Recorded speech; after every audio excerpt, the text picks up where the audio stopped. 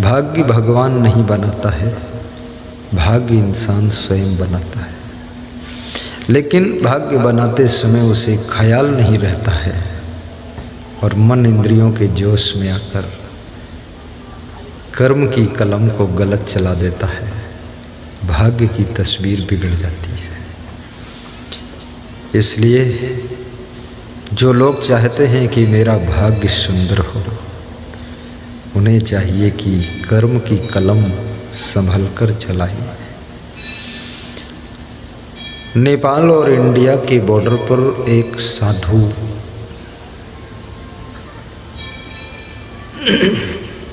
कंधे पर कुदाल लेकर घूम रहा था। नेपाल की पुलिस और इंडिया की पुलिस उससे पूछती थी कि मैं 3 दिनों से देख रहा हूँ तेरे को, तू साधु है और इस बॉर्डर पर नदी के पुल पर कंधे पर कुदाल लेकर क्यों घूमता है? तेरे पास तो शास्त्र होना चाहिए, रामायण होना चाहिए, गीता होना चाहिए, या तेरे पास में कबीर का बीजक होना चाहिए। कुदाल लेकर घूमने का क्या अर्थ? कुदाल का काम तो खेत में है, ये यहाँ पर बॉर्डर पर पुल के ऊपर इधर उधर क्यों घूमते? 3 दिन हो गए देखते देखते। तो साधु ने कहा, मुझे एक सपना आया है, उस सपने के लिए कुदाल लेकर आया हूँ। बोले क्या सपना है? कहा ये सपना आया है कि जहाँ तुम खड़े हो ड्यूटी करते हो, यहाँ पर बहुत बड़ा खजाना खड़ा है। तो मैं सोचता हूँ तुम हटो तो उसे मैं खोद लूँ।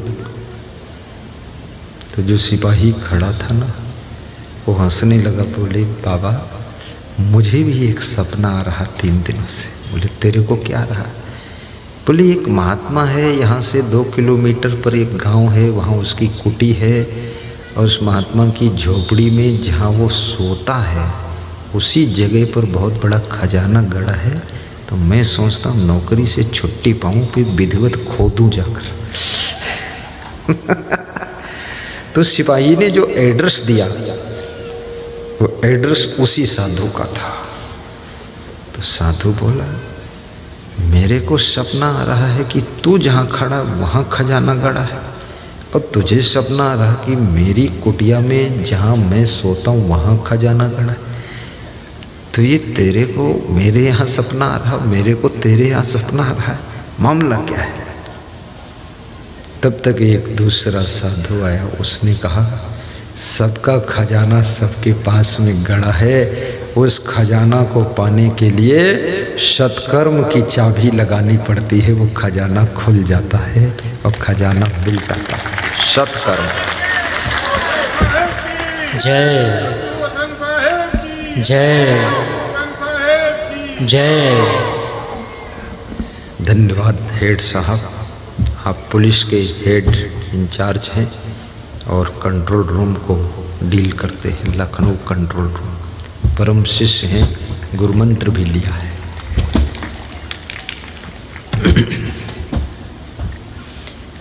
आपका भी खजाना आपके पास में है, पर उस खजाना को तुम जानते नहीं हो, इसलिए तुम्हारी वो दशा है जो एक मृग की दशा होती है। मृग की नाभि में कस्तूरी होती है, जब कस्तूरी पकती है तो खुशबू आती है।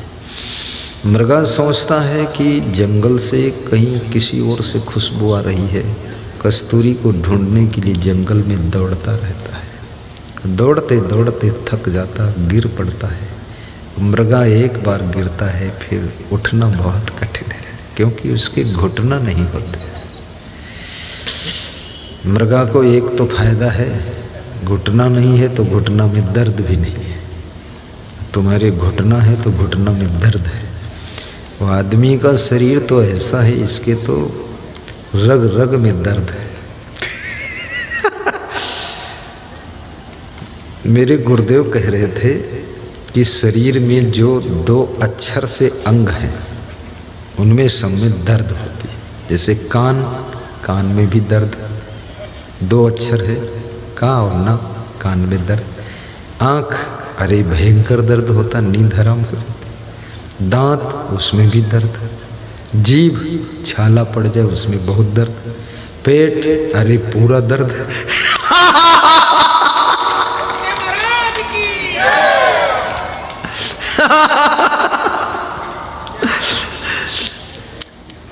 फिर पीठ, देखो दो ही अक्षर है, उसमें भी दर्द।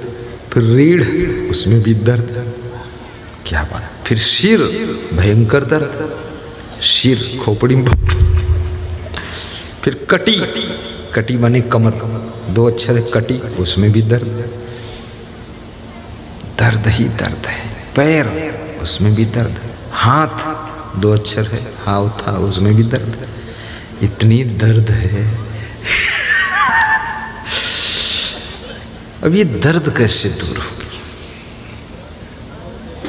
आपके शरीर में एक एंजाइम बनता है, हार्मोन्स तैयार होता है जो दर्द को दूर करता है।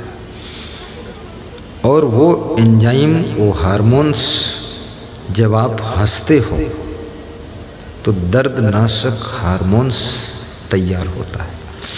जब आप ज़्यादा सोचते हो, चिंतित रहते हो और टेंशन में रहते हो, तनाव में रहते हो या दुखी रहते हो, कोई कुछ बोल दिया, दुख हो गया, तो आपके शरीर में दर्द पैदा करने वाला हार्मोन्स पैदा हो जाता है।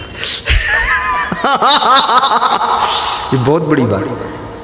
हाँ, जैसे मैं हंसता हूँ ना, जिस दिन हंसना बंद कर दूंगा उसी दिन दर्द शुरू।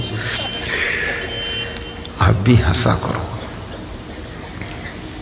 हंसना एक बहुत बड़ी उपलब्धि भी है और कला भी है, और जिसको विशेष ज्ञान होगा वही जिंदगी भर हंस सकता है। अन्यथा कौन हंसता है? या तो कोई बालक हंसता है, उसको ज्ञान नहीं, अज्ञानी है। या तो पागल हंसता है, उसको भी दिमाग फेल हो गया, हंसता रहता है। और या तो फिर महान ज्ञानी ही हंस सकता है, बाकी सब फंस सकता है, आदमी हंस नहीं सकता। हंसना बहुत बड़ी कसौटी है। और ये संसार, परिवार, समाज, रिश्तेदार, अपने पराये जो भी है, कुछ न कुछ उनकी तरफ से तकलीफ आपको मिलेगी। कभी बेटे की ओर से, कभी बहू की ओर से, कभी सासू की ओर से, कभी पिताजी के स्वभाव से, कभी भाई की तरफ से, कभी देवरानी की तरफ से, कभी जेठानी बिल्कुल जेठ जैसे तपेगी, बड़ी मुश्किल का काम है। कभी ननद पूरा आनंद छीन ले जाएगी, बहुत झंझट है। कभी दोस्त आपको ऐसा ठगेंगे कि पूरी जिंदगी घायल पड़े रहोगे। कभी दुश्मन, कभी ईर्ष्यालु। ईर्ष्यालु जो होता ना, उसका तुम कुछ नुकसान नहीं करते हो, लेकिन वो फिर भी तुम्हारी उन्नति से परेशान रहता है। तो वो तुम्हारी उन्नति ना हो इसके लिए मेहनत करता रहता है। वो इसलिए मेहनत नहीं करता है कि हमारी उन्नति हो जाए, वो इसलिए मेहनत करता है कि तुम्हारी ना हो। जिस तरह से हम हैं वही तरह से तुम रहो। हम बर्बाद तो तुम भी बर्बाद रहो। आगे कैसे बढ़ रहे हो तुम? अरे क्या बात करते हो। लोग कहते हैं ना, अरे ये कब से हो गए, ये कब से हो गए बहुत बड़े आदमी। चाहे जब से हुए हो तो गए हैं। तारीख कौन बताएगा तुमको कब से हुई है? कौन बड़ा हो सकता, कौन छोटा हो सकता है, ये सब समय संयोग की बात है। और जो व्यक्ति दूसरों की उन्नति की शुभकामना करता है, उसकी खुद की उन्नति, ये प्रकृति उस पर कृपा करती है, कुदरत कृपा करती है। पूरी सृष्टि उसको आशीर्वाद देती है और उसको ऐसी सद्बुद्धि मिलती है कि हर कदम विकास की ओर उसका बढ़ता चला जाता है। जो दूसरों की उन्नति के लिए सोचता है उसकी उन्नति शुरू हो जाती है, और जो दूसरों के नुकसान के लिए सोचता है उसके सोचने से दूसरों का नुकसान हो न हो, लेकिन सोचने वाले का नुकसान होना शुरू हो जाता है। इसलिए ये बात को बहुत ध्यान रखना, हमेशा शुभ चिंतन करो, शुभ चिंतन, शुभ सोचो। जैसे इसमें बहुत से भक्त बैठे हैं, उनके पास उतना धन नहीं है, मैं जानता हूँ, लेकिन मन है, मन में सोच रहे कि हम भी कभी प्रोग्राम करेंगे, देवरी रुखारा जैसा हम भी करेंगे, बुलाएंगे। है नहीं, धन नहीं है, लेकिन भाव है। भाव है तो उस भाव को कौन पूरा करेगा? गुरु की कृपा पूरा कर देगी, कोई न कोई रास्ता निकलेगा।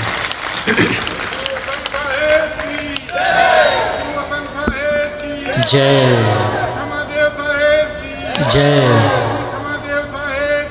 जय जय जय जय। ये पुलिस जवान हैं, बहुत श्रद्धा है इनकी,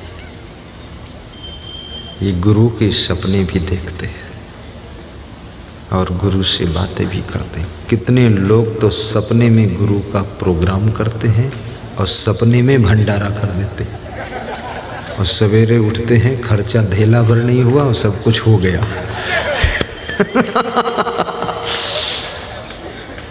सपने का भी फल है। जब ध्रुव ने अपनी माँ से पूछा था, माँ तुम दुखी क्यों हो, छोटी रानी सुखी क्यों है? तो ध्रुव की माँ का नाम सुनीति था, तो उसने कहा, बेटा इस जन्म से पहले जिस जन्म में मैं थी, वहाँ पर मैंने स्वप्न में भी दान नहीं किया था।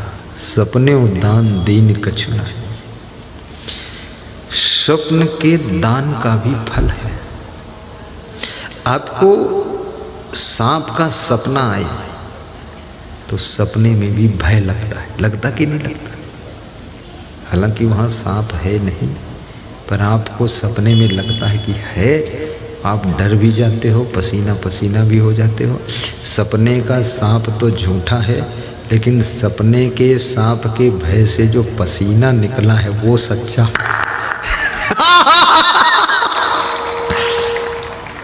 ये इसलिए सपनों का भी प्रभाव है, कौन कैसा सपना देख रहा है।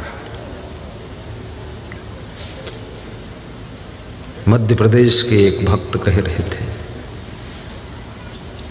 कि बहुत ज़्यादा इस वर्ष आपका सपना आ रहा है। तो हमने कहा इसलिए आ रहा है कि हम भी आने वाले हैं आपके यहाँ। भले पूरा मन है, कैसे आओगे, थोड़ा पैसा कम है। तो हमने कहा पैसा भी भेजवाऊँगा, पहले आएगा पैसा। तो उसने 30 एकड़ ज़मीन ठेके से लिया है। बता रहा था उसमें जो है कम से कम गुरुदेव पूरा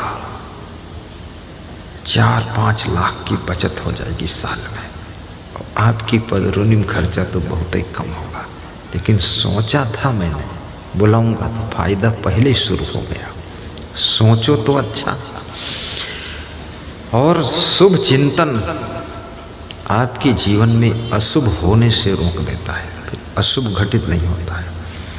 इसलिए सबके बारे में शुभ सोचिए, अच्छा सोचिए, बड़ा सोचिए, समय पर सोचिए, और वह सोचिए जो सोचने योग्य है, वह देखिए जो देखने योग्य है, वह लिखिए जो पढ़ने योग्य है, वह सुनिए जो सुन करके जिंदगी की कहानी तुम्हारी सुनने योग्य हो जाती है। उन चीज़ों को सुनिए।